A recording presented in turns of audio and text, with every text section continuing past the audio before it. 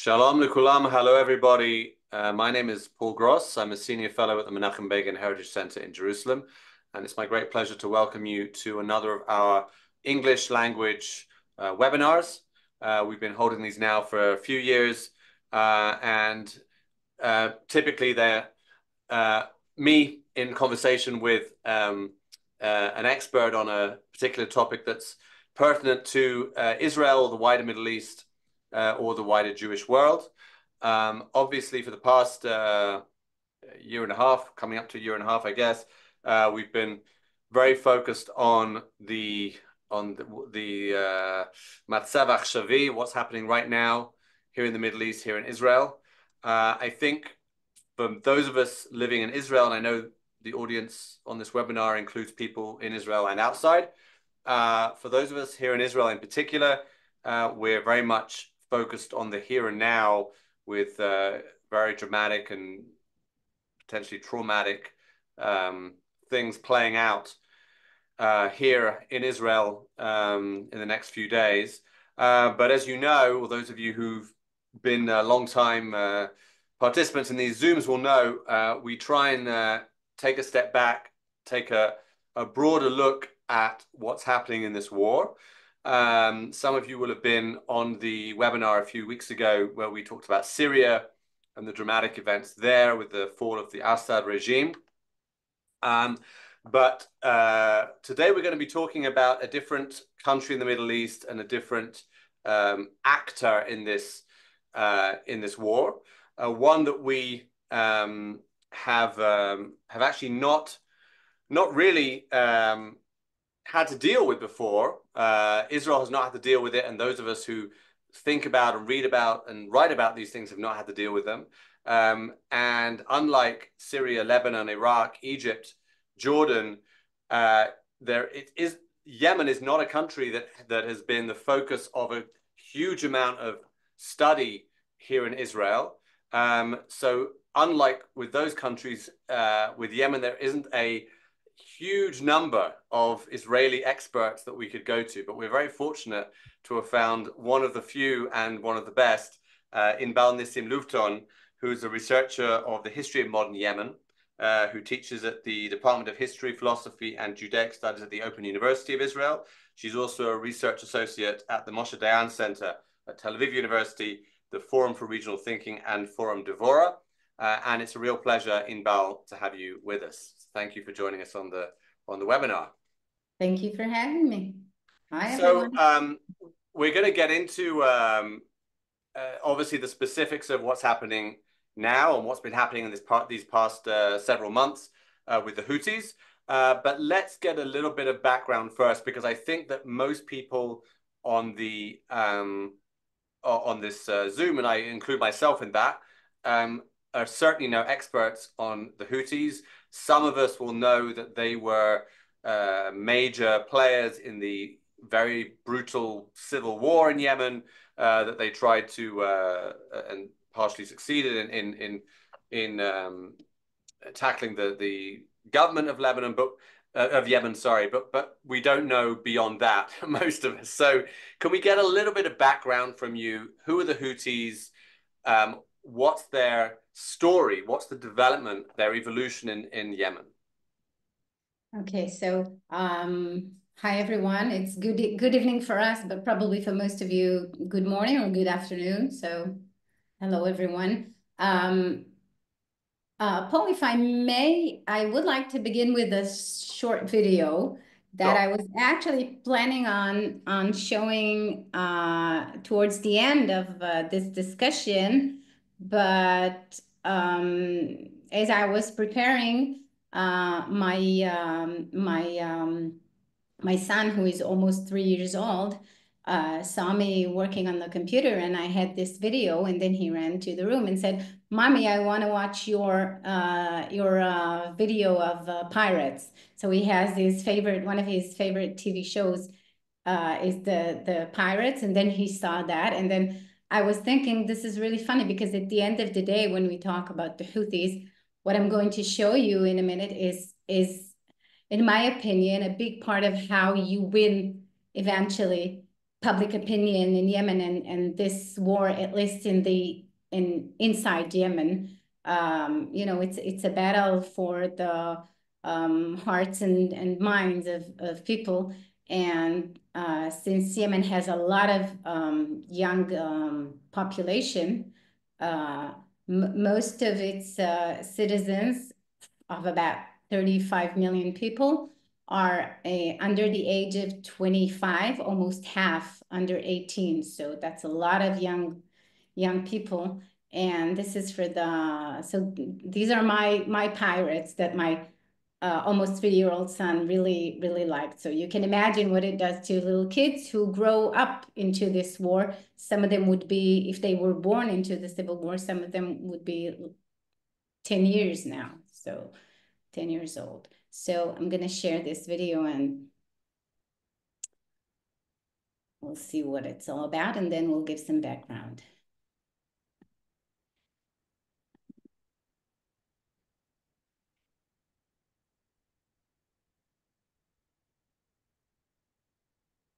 Okay, there's English translation subtitles in the middle of it, so it's a little small, but if you can focus on that, or I'll help you with that later.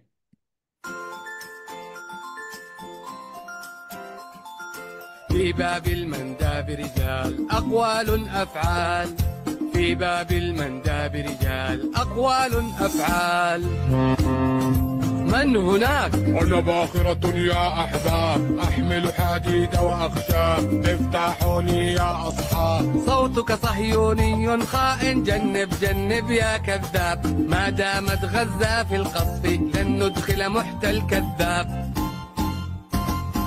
في باب المنداب رجال أقوال أفعال حيا حيا أنا باخرة كل هدايا لليمنيين ألف تحايا كل اليمنيين هدايا صوتك صهيوني خائن جنب جنب يا كذاب ما دامت غزة في القصف لن ندخل محتل كذاب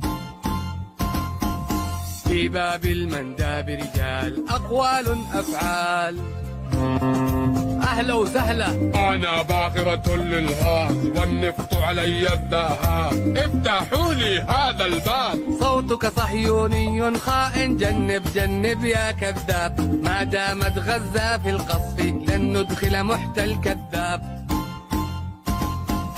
في باب المنداب رجال أقوال أفعال. Okay, so okay.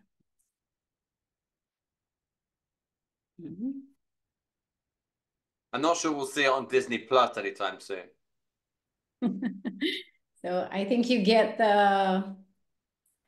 can see what I was referring to. So, and the Houthis, we have to say, put a lot of effort and funds into all sorts of propaganda and indoctrination of young people, including summer camps and TV channels and books and videos, whatever you can think of. So this is, I was going to end with it, but I think it's a good start, to show you that it has a lot of aspects to it. Maybe not exactly what you were thinking, when not what you think when you see, explain the Houthis to me. So, but this is one aspect. This is a part of it.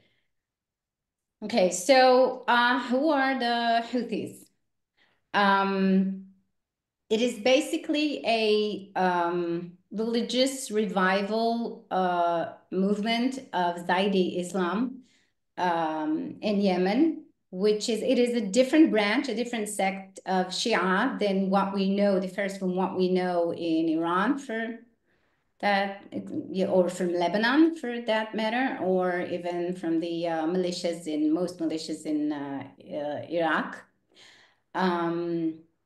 It developed much earlier and in a different path from the Iranian Shia. So if you were thinking about a Yemeni Iranian coalition in terms of religious aspect, it's much less natural as one might think.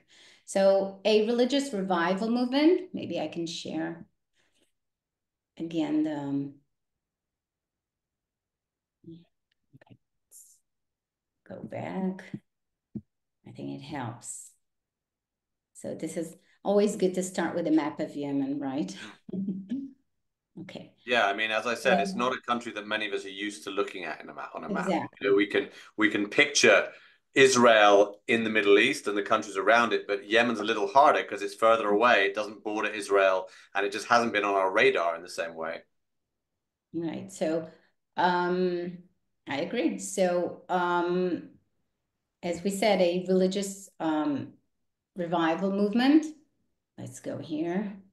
Now I'll move back and forward with the slides. Okay. So religious revival movement. They started operating somewhere in the middle of the 1980s. And they also had a social dimension of a social movement. They were criticizing the central government, heading the former late president at the time, Ali Abdullah Saleh, which was a very central figure in Yemeni politics. Some even used to call his presidency the Saleh state, Dawlat Saleh. You know, he was so dominant. So they were basically criticizing the central government, that it was corrupt, that it was unable to run the country. They were criticizing their own, I think, political in some way, and of course religious and social marginalization ever since the establishment of the North Yemeni state in 1962, which ended basically the former religious Zaidi imamic state that used to exist for about 1,000 years, mainly as very small minimalist states, if we may call them like that. But still, it's a history, and it gives them a lot of if you would like, strategic depth and legitimacy with their claims nowadays.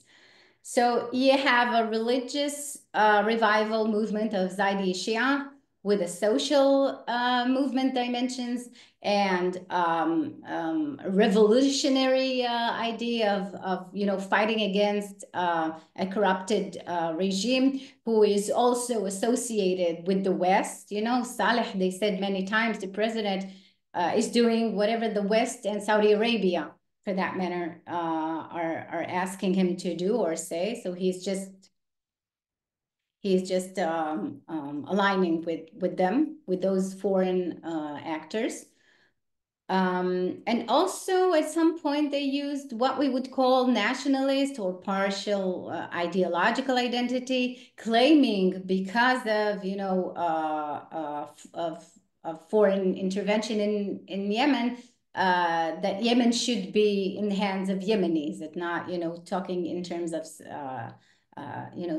sovereign Yemen, and not an extension of Western interests for that matter. So, and I also added to it, I said the social dimension, and also the military force. We note that they started with their youth movements, what they call the Believing Youth, and before that, the Union of Zaidi Youth. So they started those. Stop it. So they started those youth clubs. As I said, somewhere in the middle of the 80s, beginning of 90s. As a form of, in a way, saving Zaidi identity against marginalization, against the national project of the Yemeni state, at first at North and then at unification of North and South Yemen in May 1990. So in a way, Zaidi identity was not only not dominant anymore since 1962, because after the end of the Imamic Zaidi states, but but it was under attack the way the Houthis portrayed it. And this is, I think, something very important to understand about the Houthi narrative. They were able to convince a lot of Zaydis, and you have about something between 30 to 40% of population in Yemen is Shia Zaydi. Most of the others are Sunni Shafi'i. Okay, they're Sunnis for the sake of the discussion. So they were a minority, but very quickly, Zaydiya was not only a religious doctrine, but was able to, but became a state, a political entity for, as we said, almost 1,000 years. So they managed to, they never felt in the bottom line is that they never felt as a minority, with contrast to the Iranian Shia, okay, which gained power only in the 20th century. And what is it? I mean, when they made this accusation that the Yemenite state was a sort of pawn of the West in some way, I mean, is it basically the case that Yemen was sort of in the Western camp, in the sort of Saudi, Egyptian, Jordanian, US camp in the Middle East? Was it a US ally in the way that those countries were, that those Arab states were? At least for Saudi Arabia, yes. The Egyptian case is a little bit more difficult because you have to go back to the division between North and South. Right. Yemen, you had a war in the 60s, and you had what they call the Imamic camp, the royalists against the Republicans, and you had Egypt under the rule of Jamal Abdel Nasser. And it is funny enough to say that Israel at that time was helping the Imamic camp, the royalists against Nasser's Egypt. So you see, but then you had a whole different situation in the south of Yemen with the British and with a national movement, and later on the influence of the Soviet Union, and you had some sort of like a socialist Marxist state there until the Union in 1990. And so the Houthis were able to establish the narrative that they are fighting in the name of Zaydi interests. They are on a mission to save Zaydi identity. Most Zaydis live, if we can show the map again, most Zaydis live in the And the name Houthi comes from a person, right? It comes from Hussein al-Houthi, is that right? Yes, the Houthis means the followers of al-Houthi family. Right. Exactly. So go back to. And Hussein al-Houthi was the leader of this Zaydi movement. Yes. Okay, so that's exactly. So that's Hussein al-Houthi. Hmm. He established with this guy, Muhammad Azan, and others, the Believing Youth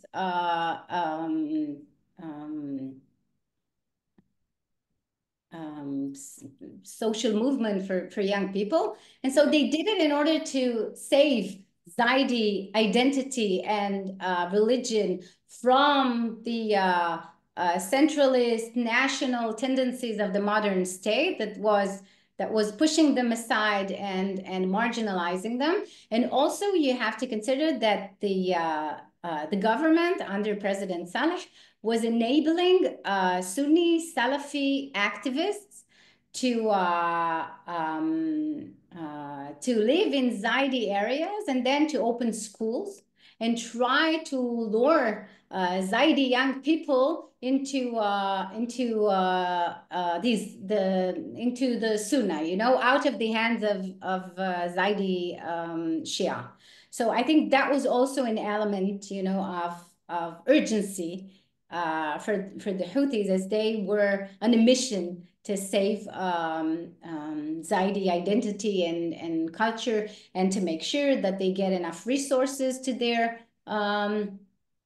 provinces, because most Zaydis, as we can see in the map, are concentrated in the region of Sada, as you see up north on the highlands of Yemen, and also in Amran.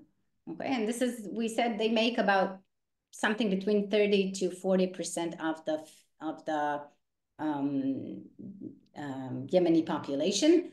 Saada is the homeland of the Houthi movement and also of the Zaidi imamate. And when the civil war begins, I mean, if they how are the Houthis holding their own if they're a minority in the country and they're up against the sort of power of the state? How are they managing to really sort of keep the war going and not be beaten back by the power of the state? Okay, so what they did basically is they've been training for that, so to speak, because what happened is as soon as they try to reach their goals in diplomatic, political ways, and they had a very short political experience with a political party, it doesn't work very well. They start very big protests against the central government. And then in the end, at around 2004, you see clashes between them and the military, and also some of the tribes that joined both sides. So what they do is they start building their military power with many of the young people in the Believing Youth movement. And so they gain a lot of power during that time. Although most tribes in the area would not still be involved, that would happen later in the Arab Spring. And as you end those, what they were called the Saada Wars. They had like 6 big clashes with the government. The president was unable to successfully subdue that. And then we entered the Arab Spring. And as the Arab Spring does not take the path that many Yemenis were hoping for, and they have a big national dialogue trying to reconcile and find solutions both for what they call the North Saada problem, which is the Houthis, and also to address a southern separatist movement, which has to do with going back to the north and south divisions of Yemen. They offer, part of the dialogue offers a federalist solution, which the Houthis and the southern movement do not accept. And so what we see as soon as the National Dialogue Conference ends at around the beginning or middle of 2014, we would see the Houthis starting to advance military forces and basically say, listen, we've tried, it's your way. We've been participating in political processes for years now. It's not working. And now we're going to get what we want by force. And at the end of 2014, they actually pretty much put into high gear the civil war. And what they do is basically call for outside intervention because they ousted the legitimate government from Sana'a by the middle of 2015. And so very soon you would see a coalition. Where did we put the coalition forces? You would see a coalition headed by Saudi Arabia to fight them. They were hoping it's going to take a few months and they'll be done with it. But you see, the Saudis are still not able, even with the ceasefire from the middle of 2022, they're unable to finish the war there. And are the Houthis start get support from Iran? Is that because it's in opposition to the Saudis, or were they getting support from Iran even before that? Okay, so I think one of the most interesting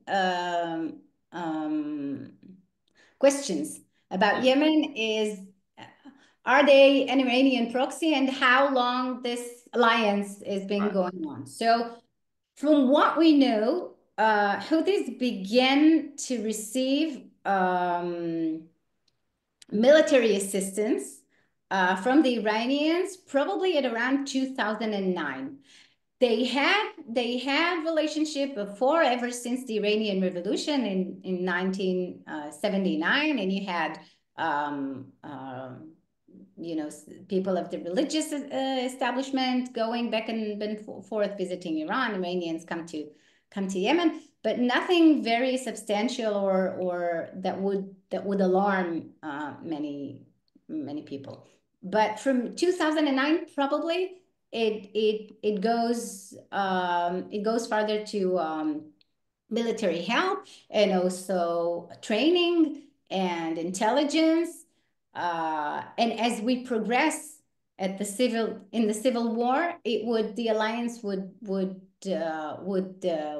widen, and the assistance would be much larger, and the dependency of Houthis in Iran in terms of military assistance at least would grow. But we have to say that it's very important for the Houthis to keep their independence in making the decision. They always say that they are coordinated with Iranians, they are part of the axis of resistance, but they are very much independent. And whenever they can, they form their own local industry of producing their own ammunition and their own drones and their own, at least parts of it. And some of them, of course, come from Iran mostly. But we can see that it's very important for them to gain as much independence and be able to produce at least parts of all kinds of ammunition and military equipment that they can their own.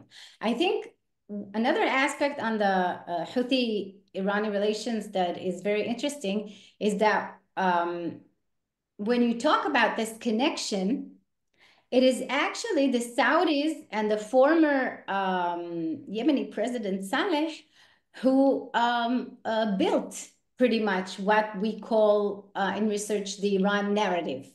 They were using it probably in the beginning of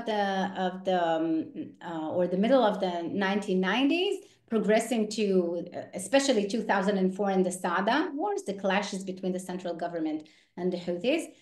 Both Saudis and both President Saleh to gain support from the West and legitimacy from the West to act against them. And they said, listen, the Houthis are an Iranian extension, so to speak.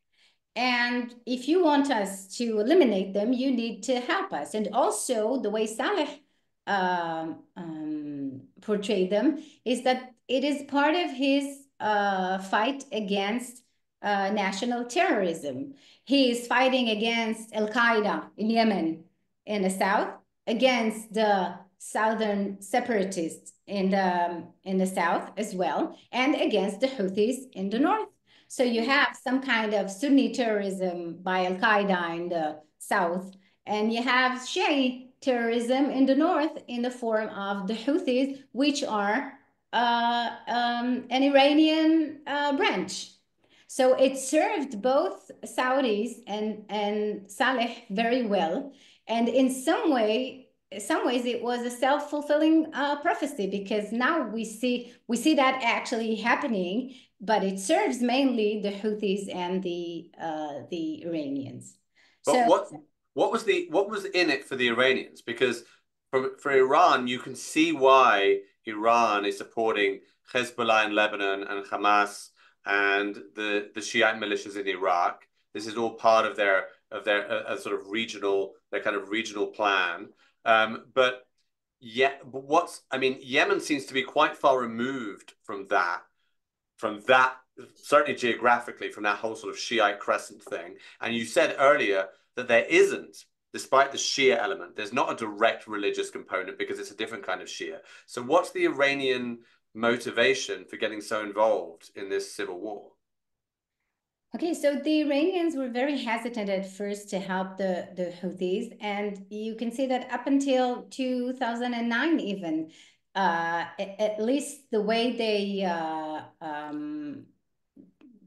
in external, the way that they talk about the conflict between the central government in Sana'a and the Houthis is that they say, listen, we would like to be mediators in this, you know. It is very important for them, even up until that time, 2009, to keep good accords with Sana'a. But then somewhere around the beginning of the Arab Spring, they realized that there's a good possibility that the regime in Yemen may fall and Saleh might end his 33-year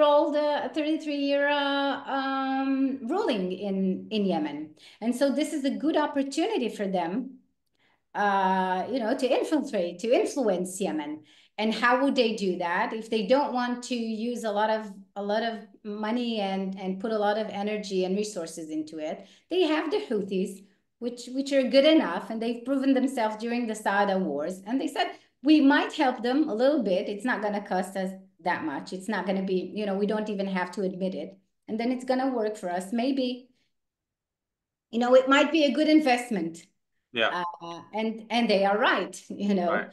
And I think that what you can see, even though the religious differences, you can see two very interesting developments with the in the religious aspect of the Houthis. The one is what I would call Shiaization of the Houthis in terms of Iranization. For example, how do we know it? You have different Iranian Shia, what we call the 12er Imamate sect of Shia. You have all kinds of traditions and religious ideas from the Iranian Shia infiltrating the Zaydis. For example, they started celebrating, if I have it on the PowerPoint, they started commemorating the Ashura. If you know those, no, we don't have it. Yeah.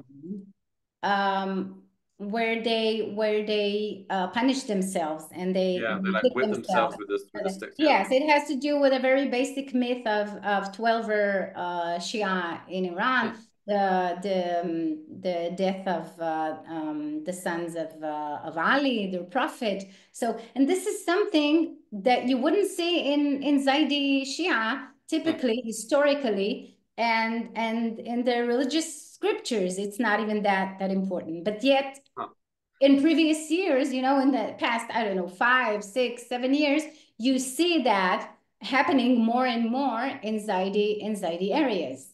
So I think this is one thing that we should be worried about. And I think it has a completely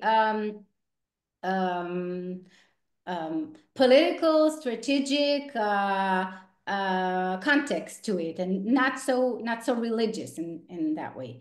And I think the other thing is not only they go outside of the Zaydi doctrine to embrace the Iranian Shia doctrine, but they go for what I would call Islamization of the Houthis and this idea. Because if you want to help the Palestinians and Hamas, which are Sunnis, you have to embrace a much bigger, larger way of we're helping other Muslims. Right. You also have in Zaydi Shia a very important idea and very central to fight against unmoral regime.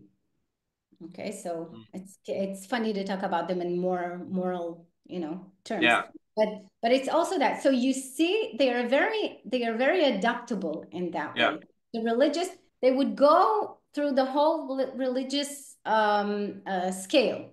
It can be very specific Zaydi things that they would talk to their own population. It can be national ideas that would talk to other people in Yemen. It could be a Shia brotherhood that would talk to Hezbollah and Iranians. It could be the pro-Muslim idea that would have Palestinians and Hamas and Sunnis. So they are they know how to adapt themselves, and they are very practical in that manner. So before we get to the question of this war and specifically their take on Israel and the Palestinians. There's a ceasefire in the civil war in 2022, right? And that ceasefire leaves the Houthis in what kind of state in terms of their control of Yemen? Are they are in a powerful position?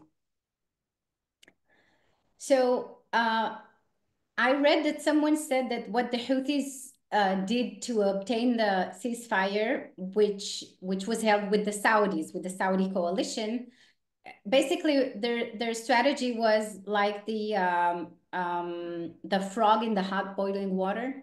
Do you know that? So yeah, what they did is that they made the Saudis little by little make all kinds of concessions in their favor, that for the Saudis and for the Crown Prince MBS seemed relatively small, because he had bigger issues to deal with at home and his whole vision of 2030, and he has his own issues. So he said, you know what?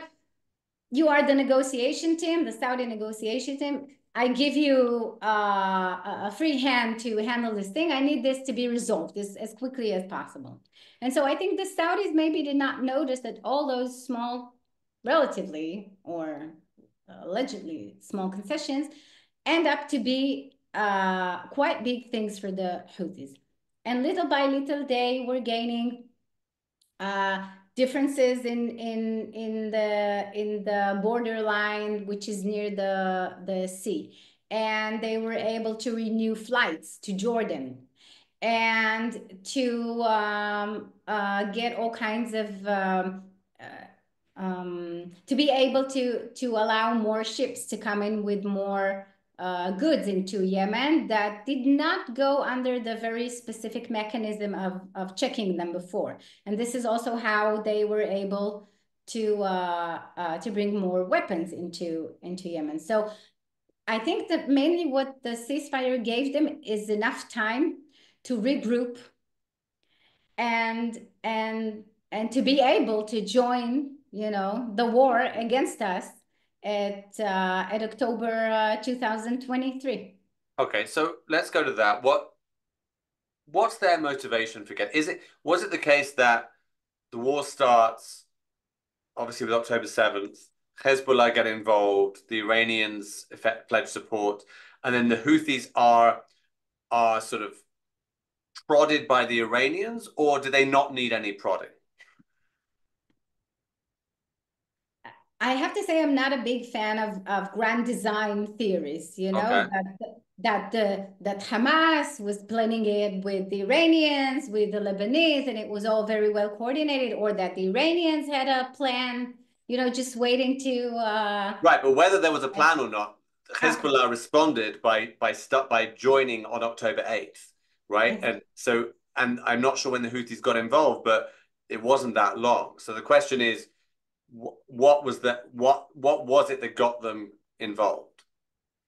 So I think the first thing is that, as we said, that they were able to do that thanks to the ceasefire from the middle of 2022. They were strong enough to go out and they had much more weapon than they had before, courtesy of the Iranians.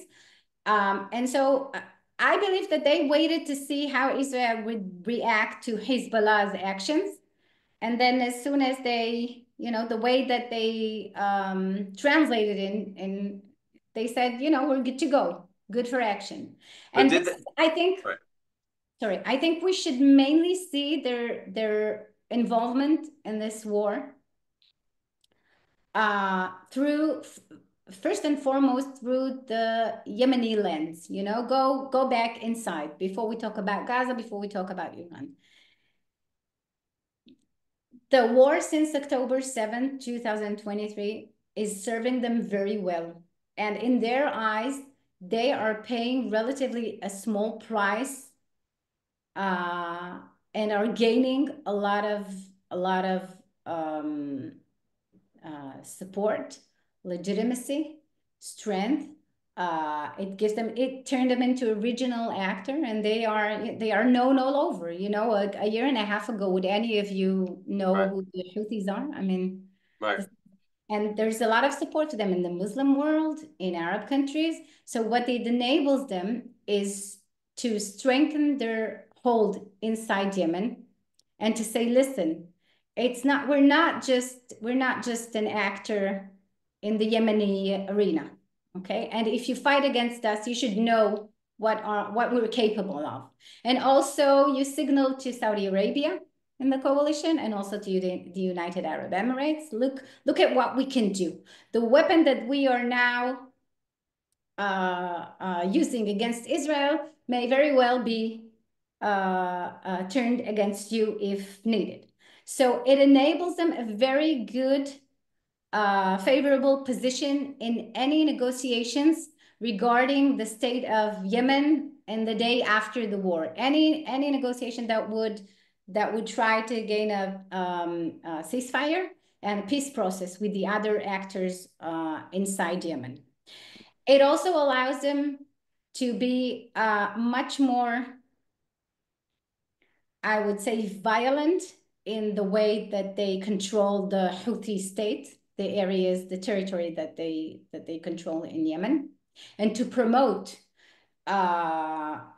new rules to hurt the legislative system, to enforce their rule, to ask for help from the population in terms of funds. You know, they ask for money for the Palestinian issue. I mean, in the name of the Gaza of the Gaza project, okay? They have made themselves the barriers of Palestinian issue, and in the name of that, they were able to do many bad things inside Yemen and to strengthen their hold in politics, in the judicial system, use more military force, arrest more people, and say that they are betraying the regime because they were criticizing whatever it is and they don't stand along with the Palestinians. It gives them a very good position in a negotiation, as we said, with Saudis and United Arab Emirates, and it embarrasses many of the big Sunni countries. You know, we the Houthis, the Shia Zaidi small group in the highlands of Yemen do much more than Egypt does for the Palestinians and Saudi Arabia does for the Palestinians. And also, of course, it gives them probably a lot of money because they were able to collect much more funds in the name of the Gaza project, you know, saving Palestinians, and in their actions in the Red Sea. It is not yet proven, but even UN reports lately say that they might be collecting some kind of protection money for ships that go in from the Russian government maybe, or Chinese companies, or we don't really know, but you know. Can you just, if we could just take a step back? There was a question. We had a question, and I'm happy for people to put questions into the chat, and I'll put them to Inbal. But there was a question from Jonathan about Yemen, about what Yemen looks like now in terms of the centers of power. You know, is it the case that you have a sort of like a Lebanon type situation where there's a Lebanese government, but Hezbollah, at least until a few months ago, had all the power, or is it that there's a specific geographical area that the Houthis are in charge of, and then there's another part of Yemen where they don't have power? That's the situation I see, right? Okay, so here's the answer to that question. Yeah. Yes. Okay, so very good question. The thing is that Houthis, as you can see in the kind of greenish area, these are that's the territory that they rule, most of it. That's the Houthi state, if you like. Yeah. You see that this is not most of the territory of Yemen, but you have to take into consideration that some of it is desert as well and uninhabited. And the important thing is that more than 50, probably around 55, 60% of the population is living in the areas under Houthi control. I see. So they hold most of the population pretty much hostages under their their regime. And you have other parts that are all part of what we can say largely the anti-Houthi coalition. So you have what we call the STC, the Southern Transitional Council, sorry, which is part of the Southern Separatist movement. And you have the National Resistance Forces, which are headed by Tariq Saleh, which is one of the nephews of late President Saleh. And you have other government-affiliated forces that are, some of them are former Republican Guard and others. And you have the movement in Hadramaut, which is also anti-Houthi, but they want their own independence within the south. Not to mention Al-Qaeda pockets here and there. So all of the other areas that are colored in different shades, part of the anti-Houthi coalition. And I think if we may answer another question that I don't know if it was asked, but I'll go ahead and do that if I may. Part of the Houthis' ability to keep their power for so long is not only that they are as good as they are at what they do or get as strong, you know, over the years. It is also because the anti-Houthi coalition is unable to keep itself together and be able to fight them in a cohesive, coordinated way. And you have Saudis that are supporting some of the military powers in there, and you have the United Arab Emirates that are supporting other military powers in there, and sometimes they clash between them because Saudi Arabia and the United Arab Emirates have in some way conflicted interests in Yemen. So they are all part of the anti-Houthi coalition, but that's the only thing that they share. That's the only common idea between them. And even that, and even though that they are unable to keep this coalition together for as long as needed. So although the capital Sana'a is in the Houthi area, there is a separate. There's a Yemenite government distinct from the Houthis that's recognized by the rest of the world as the legitimate government of Yemen. Yes, right. And they are part of them are in Aden, in the southern city, and many of them are in Saudi Arabia, some in other parts of the Gulf states. Right. At a certain point, it was used to be, they gave a nickname to it. They call it the hotels government, since most of They were living in hotels. Were outside of Yemen. They couldn't be inside Yemen, and they were in luxury hotels, mainly in Saudi Arabia, in the capital. I wanted to ask you a question. Something we haven't talked about is the attacks of the Houthis on shipping.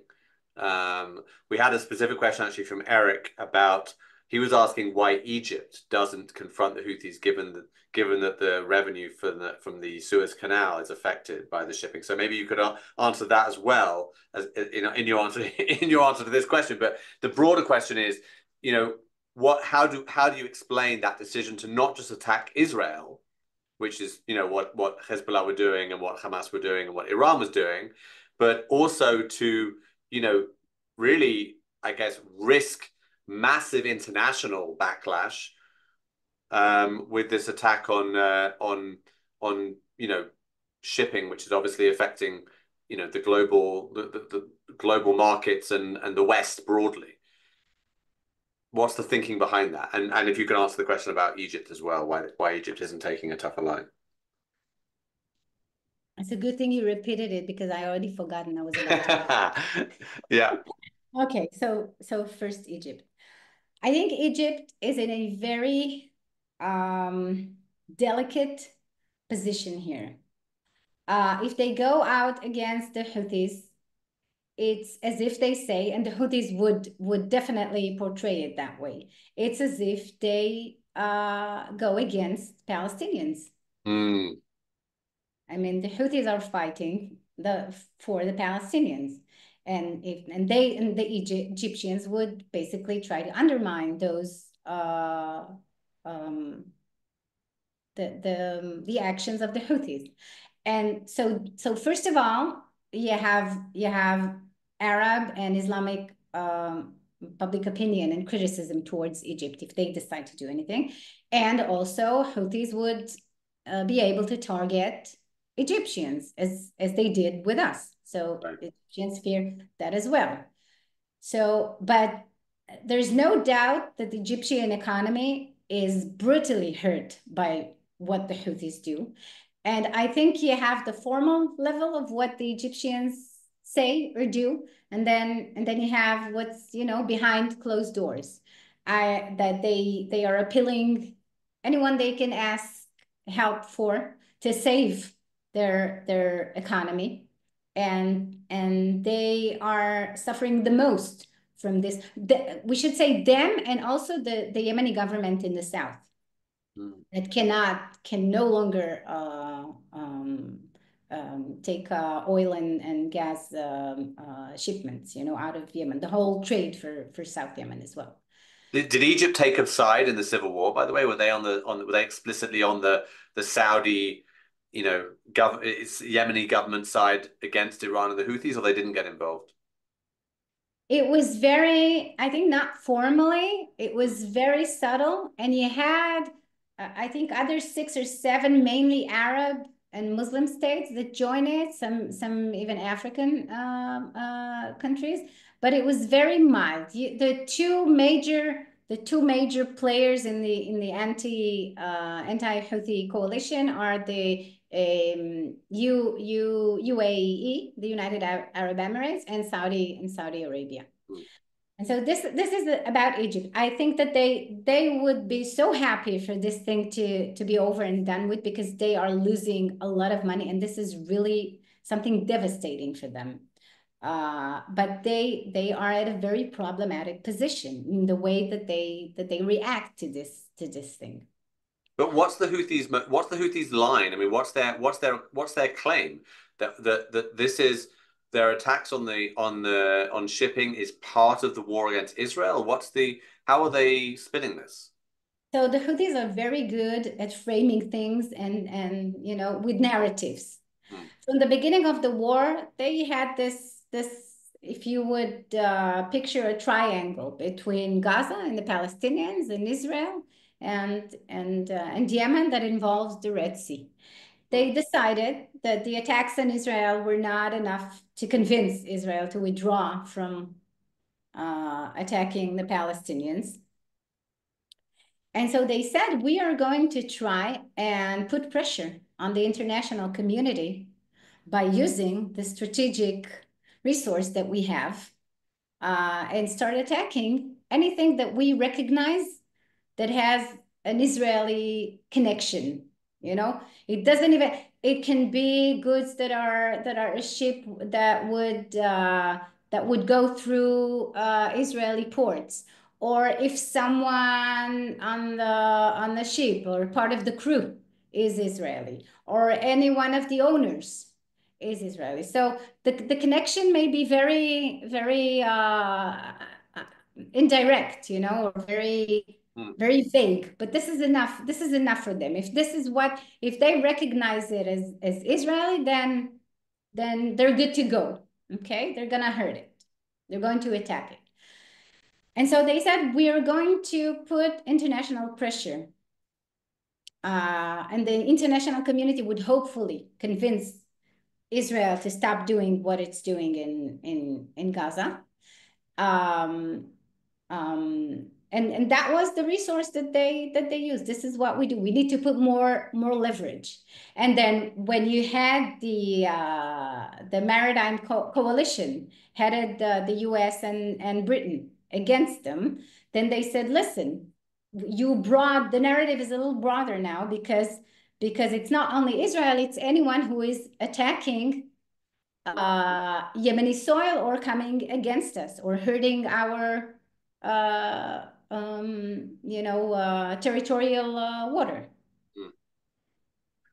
I mean, do you see things changing with the new administration in Washington? Because, I mean, I think it would be fair to say that that that US British alliance was pretty ineffective against the. I mean, it's somewhat embarrassing. I mean, you have this, what this kind of seemingly ragtag group of terrorists running part of one of the poorest countries in the Middle East, and these Western superpowers or great powers at least are not able to stop them. What's like how to explain that? I think it continues the question that you said, if they are risking, like massive criticism or reaction from the international community. We can see that there is none of that. I mean, the global economy reacted much faster than the economy reacted much faster than international community in terms of politics or UN reaction or international other international groups. So what they did is basically they went back to the previous route before the Suez Canal. You had to go through the whole Horn of Africa, so it costs more for all of us in terms of insurance and shipping costs and whatever is involved in it. And then this is what it is. And I don't think that even if the Houthis stopped their attacks in the Red Sea, it would go back, not at first at least, to what it was before, because these things have a tendency to fix. If you do that and then you found an alternative and you're not sure that this route is going to stay safe, then why do that? So in terms of economic damage, you see the damage for Egypt, some for Jordan, for other countries, but it's probably not as substantial or as big as you would expect in order to react to it as one would expect. And then the other reaction to it is with the coalition headed the US and Britain. I think it's mainly reacting to what the Houthis do. Okay, so this is it doesn't seem to be intimidating them very much, and they continue even when Israel attacked Yemen directly 5 times. Both in the big and very important ports in the Hodeidah district, all 3 ports, and in the capital Sana'a, and up north in Amman, even in Saada, I think, power plants, all kinds of strategic facilities. This is for them relatively, maybe not small, but a price that they are able and willing to pay in comparison to what they gain from it. What they gain inside Yemen, in the region, and in the world, if you would like. As I recall, the Saudi Arabia was very heavily criticized by people in Washington for its role in what had become a very brutal civil war and the civilian casualties and all of that. And the Biden administration put pressure on the Saudis that wasn't being put on them by the Trump administration, the previous Trump administration, the first Trump administration. So now that Trump's back, is it possible that we would see that, Trump and maybe other leaders would say, the only way we're going to get rid of the Houthis is to go back to the original plan of an internal, of defeating them internally within Yemen, and therefore return to, funded armed resistance against the Houthis within Yemen? Is that something that's been discussed, or is that not on the cards in your view? Okay, so we see the new Trump administration already making some moves in that direction, mainly the designating them as an international terror organization, which would enable them much more a larger field of action and possibilities against the Houthis. I think economic sanctions would help here, and also we very well know the routes of smuggling weapons into Yemen now. So you have to deal with that and try to cut that. Someone said to me a few days ago, we have to give a lot of weapon to the anti-Houthi coalition. And I said, you know what? Wait, the last thing Yemen needs is more weapon. It has so much ammunition and weapon and whatever you can think in military terms. It doesn't need. You need to take out some of it, or make sure that it's in the hands of people that you want them to have it and would use it in and I think some sort of a greater good. But I have to say something about that, and maybe we can just okay. So when Israel attacks, maybe that's a better map. Not this one. Okay. So when Israel attacks, no, this is the tribes map. When we attack Al Hudaydah in here, which is maybe we'll see, which has 3 of the largest and most important ports of Yemen. This is like the gateway into Yemen. Most of the supplies, including humanitarian aid, are coming to these ports. The 2 of them are here, Salif and Ras Isa, and Al Hudaydah port in here, which is the largest. When Israel or the coalition, for that matter, hurt these ports, they do that with the amount of it's rightfully that they do that. There's a good reason for that, because this is one of the main sources of power for the Houthis. The problem is that this is the life support pathway for Yemenis as well. And if you heard that, you potentially have a humanitarian disaster within weeks for Yemeni population. And I think this is the problem for Saudis. This is the problem for US. This is the problem for any coalition against the Houthis, and the Houthis know it. So I think the problem with Al Hudaydah is that in some way it's a key to change the balance of power in Yemen, but it is also potentially a very big risk for a huge humanitarian crisis. Right. Because I think because people should be aware that Yemen is, even by the standards of the Arab world, Yemen is very poor, very underdeveloped, right? It's the poorest country in the Middle East. Right. It's okay. You know what? This is, if you want to see how it looks, the humanitarian, this is what it looks like in parts of Yemen. This is Sana'a. This is the capital. This is what and so they had 3 or 4 big outbreaks of cholera. Yeah. The biggest outbreak in 20th century. Wow. You have massive destruction of infrastructure, civil, schools, buildings, medical facilities. You have a big movement of displaced people. Some say 4 million, some say 6 million, some say more, because anyone who can get out of the Houthi areas to the south, to the internationally recognized government areas of the southern separatist movement would actually do that. But what the Houthis do is that they always say we have 60 or 65 or 70% of the population to gain more international aid from the UN, from the World Food Program, for instance. So, and then they use it. They use food as some kind of weapon or way to pay people to make sure that they are loyal to them. They use all kinds of good.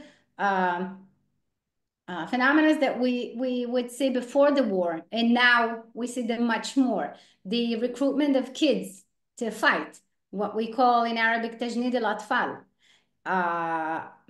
All parts of the any military force, even in the south, do that, including the Saudis and the Emiratis. But the Houthis are excelling in that. They recruit as many kids as they can for the war. Sometimes 9, 10 years old, as you can see. Marrying off girls and kids, the wajil qasirat, the child brides, what we call. Also something that you would see mainly in rural tribal areas in Yemen, which is most of Yemen, but now you see it more because it has to do with social and economic difficulties, and you know. Yeah, families are selling off their daughters. Yes, the problem of mines in Yemen. UN says that the Houthis, ever since the war, planted more than 1 million landmines throughout Yemen. And you should know that one of the things they do, this is horrible, and the Iranians did that during the Iran-Iraq war as well. They take out kids. What the Iranians did is that they gave them small plastic keys, and they would tell them these are keys to heaven, and you have to run on landfills in order to clean those areas and make sure that that troops can go there, or that they can conquer those places. So that's this is part of the if you like the face of the war, and we all have to bring to consider it, because if the US or any international coalition does anything that would start that would awake the civil war again, this is what we're going to see. These are that's the reality of things, and this is what we're going to see. And the situation is bad as it is, economically, socially, you know, mainly in Houthi areas, but also in the south. So, I mean, we'll close with this. Just, I mean, let's assume that the Houthis, for the time being, are here to stay. If you're an Israeli policymaker, in the Israeli government or whatever, are you assuming that now the Houthis are a permanent fixture in the wider conflict? That you know, whenever this war eventually ends, and in later rounds of confrontation with Iran, the Houthis will be involved? Is that something we should expect? Because the Houthis have now sort of planted their flag and said, we're part of the anti-Israel alliance in the Middle East. If it serves them, then I think the answer is yes. But I always say, bring the Houthis back home before you attach them to the Palestinians, to the Iranians, to the Iraqis, to Lebanon, Hezbollah. They look at it in a very practical manner and how it is serving our interests inside Yemen.